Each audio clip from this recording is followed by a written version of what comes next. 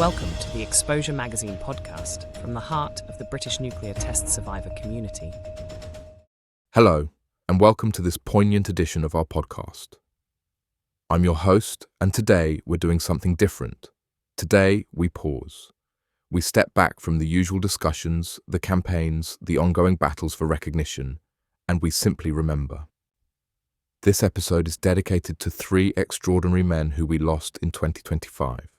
Three men whose lives, whose contributions, and whose legacies represent the very best of what it means to be part of a community. Their stories come to us from the pages of Exposure Magazine's Autumn 2025 edition, and they deserve to be heard, to be honoured, and to be remembered. Now, I know what you might be thinking. Obituaries. 3 of them. Doesn't sound like riveting listening. But bear with me, because these aren't just stories of loss. They're stories of extraordinary dedication, of quiet heroism, and of lives that touch thousands of others. They're stories that tell us something profound about service, about advocacy, and about what it truly means to leave a legacy. The 3 men we'll remember today are Don James, Fred Stallard, and Eddie Pithers.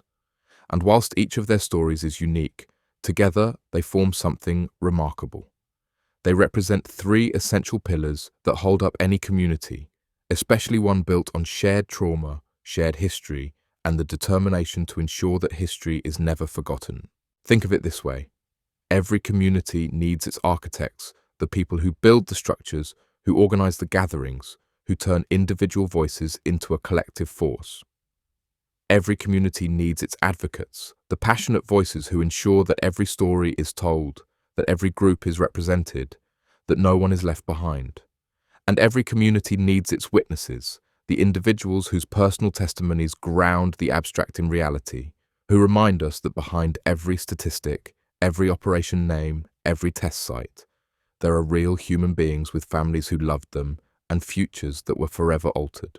Don James was the architect, Fred Stallard was the advocate, Eddie Pithers was the witness.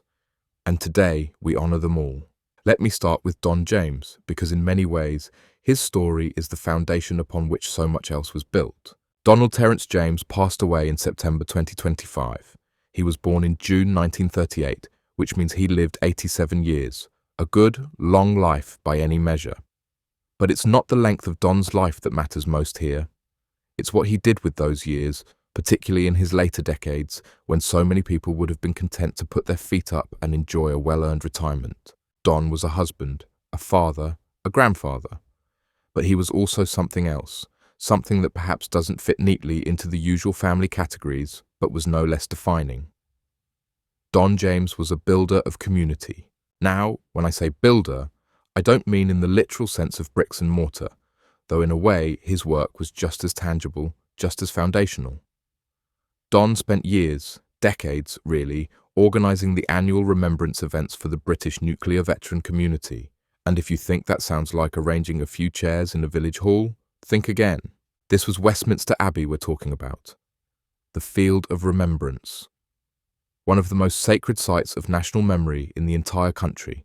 Don was the person who planned it, who set it out, who made sure everything was exactly as it should be. He managed the Remembrance Sunday Parade, coordinating veterans and ensuring their voices were heard at the very heart of Britain's capital. And here's the thing that really gets me. In the early days, he did all of this without any financial assistance. None. It was just Don, his determination, and his absolute conviction that his fellow veterans deserved proper honour.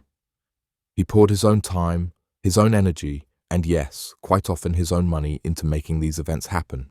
But Don's contribution went far beyond event planning. He served on the executive committee of the British Nuclear Test Veterans Association, the BNTVA. When the organisation became a registered charity, Don was there as one of its founding trustees.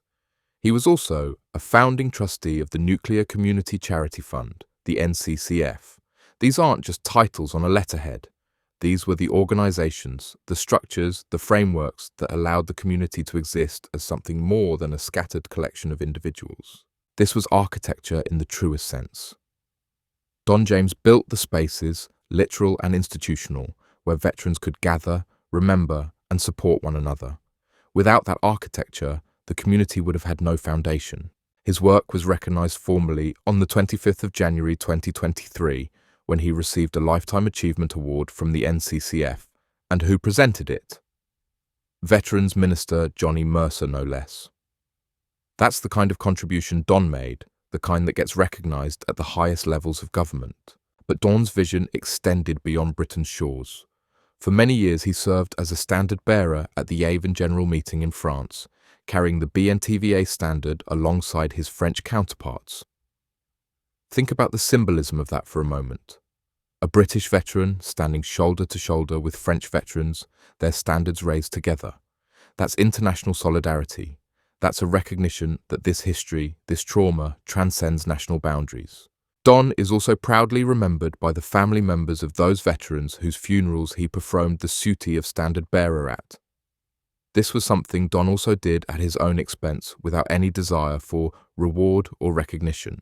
Jeffrey Lydiat, MBE, the NCCF Honorary Life President, captured something essential when he said, "I am deeply grateful for the impact of Don's work on our community, but more so, I have lost a very dear friend."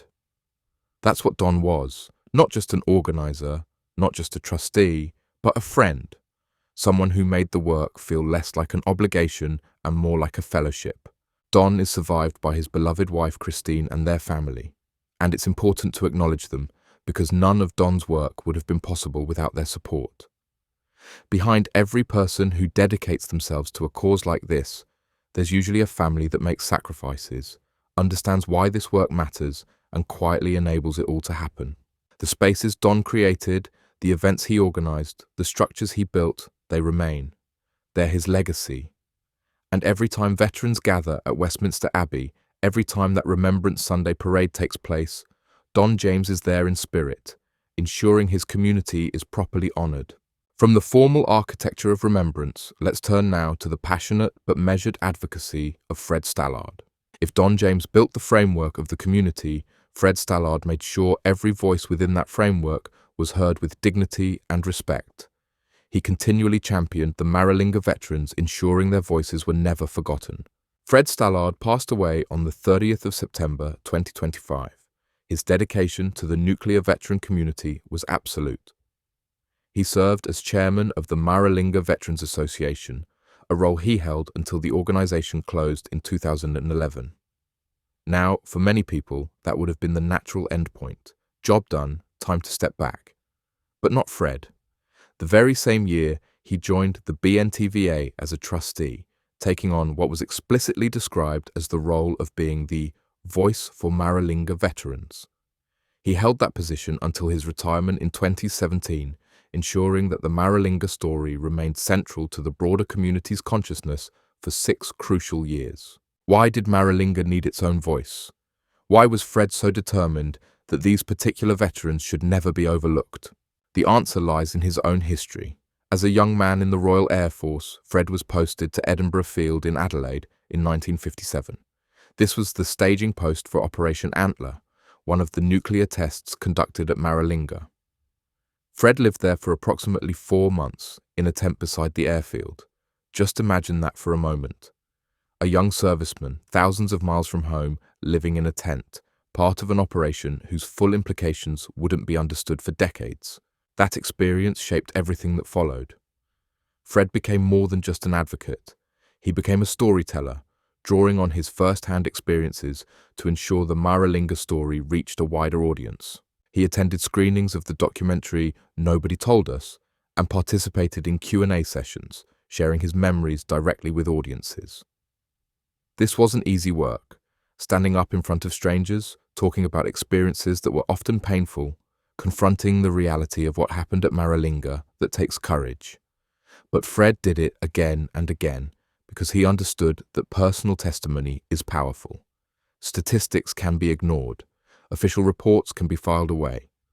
But when you look someone in the eye and they tell you their story, that's much harder to dismiss. This was advocacy in its purest form. Not aggressive, not confrontational, but persistent, personal, and profoundly effective. Beyond his advocacy work, Fred was a man of diverse interests. He was a keen walker who led guided tours across the UK countryside. Can you picture him, striding across the British hills with a group of fellow walkers, sharing his knowledge of the landscape, of history, of the natural world.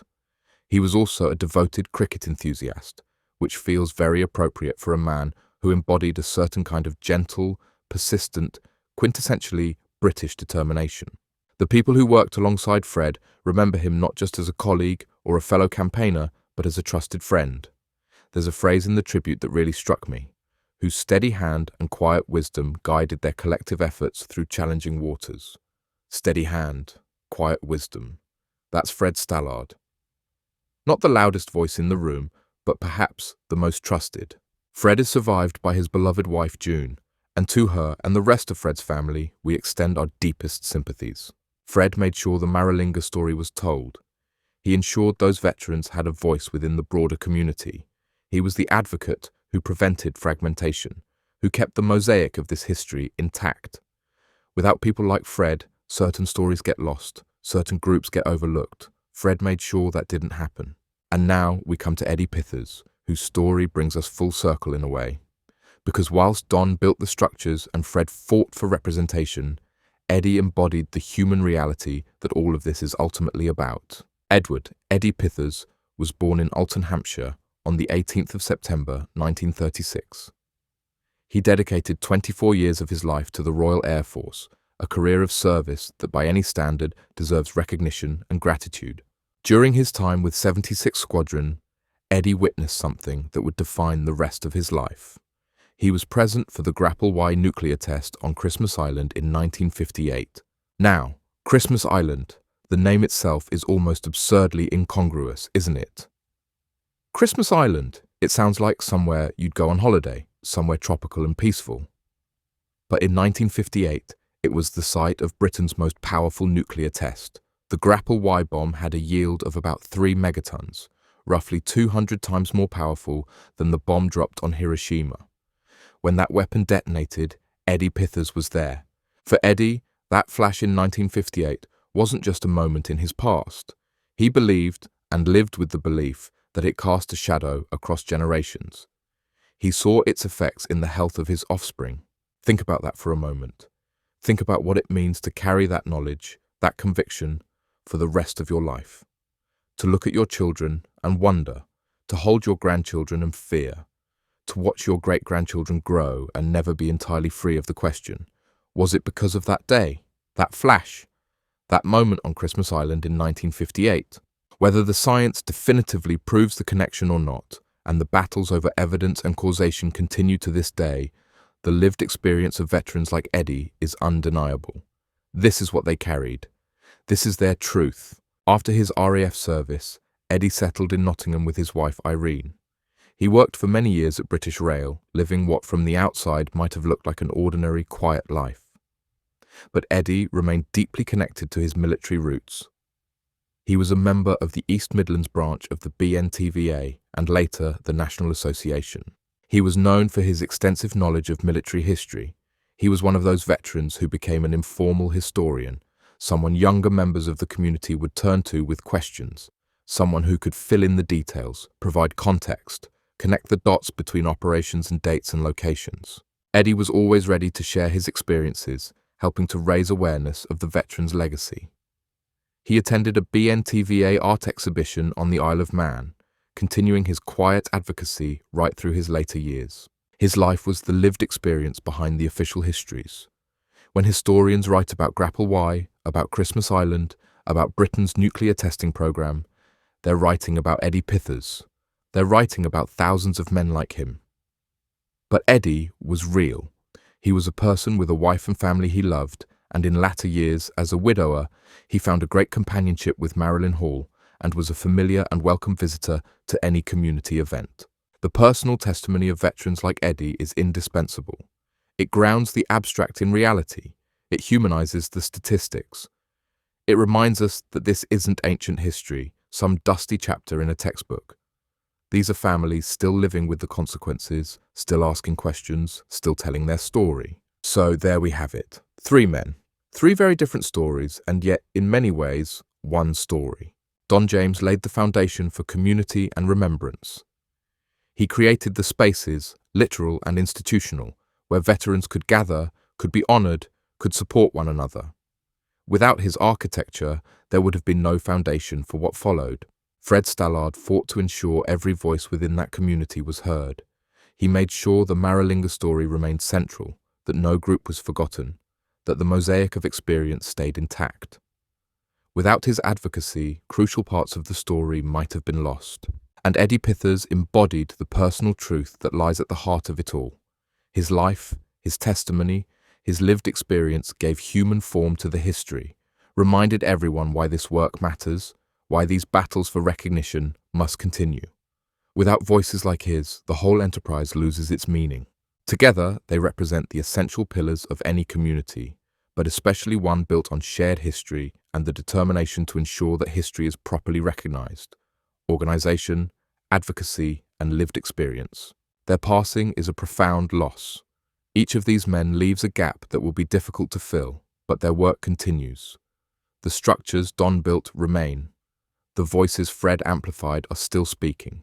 Eddie's testimony is still being heard. And perhaps that's the most important thing to say today. Yes, we remember these three remarkable men.